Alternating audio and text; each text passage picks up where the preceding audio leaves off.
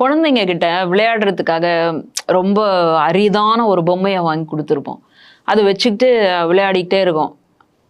Night ஆகிடும், தூங்க போக சொல்லுவாங்க. அப்போ கூட என்ன பண்ணோம்னா அப்படியே இப்படி வச்சுக்கிட்டு அப்படியே தூங்கும். அப்புறமா அது தூங்கிடுச்சேன்னு சொல்லி அந்த இதில் இருந்து அந்த கையை எடுத்துட்டு அந்த பொம்மை எடுத்தீங்கன்னா மறுபடியும் அப்படியே கெட்டியாக பிடிச்சிக்கும். அந்த மாதிரி தான் இன்னைக்கு எடப்பாடி அவர்களினுடைய நிலைமை இருக்கு. ஒரு கட்டத்தில் சசிகலா அம்மையார் அவர்களால் தான் இவர் முதல்வர் அப்படின்ற ஒரு பதவிக்கே வராரு.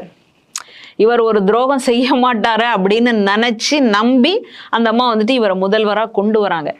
ஆனால் காலப்போக்கில் என்ன ஆயிடுச்சுன்னா, யார் மூலமாக தான் முதல்வராக மாறினோமோ அவரையே வெளியேற்றக்கூடிய ஒரு செயல் திட்டத்தை அவர் தீட்டிட்டார். இதுக்கு நடுவில் டிடிவி தினகரன் அவர்கள் ஏற்கனவே இழுபறியாக தான் இருந்தது.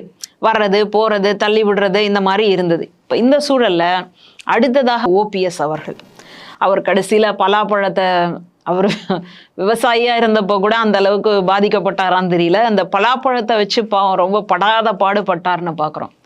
இந்த சூழலில் என்ன தோணுது அப்படின்னா, இவங்க எல்லாரையும் மறுபடியும் உள்ளே கொண்டு வந்துட்டா கட்சி பலமாயிடும் அப்படின்னு கட்சியில் இருக்கக்கூடிய தொண்டர்களும் 2ஆம் கட்ட தலைவர்களும் நினைக்கிறாங்க.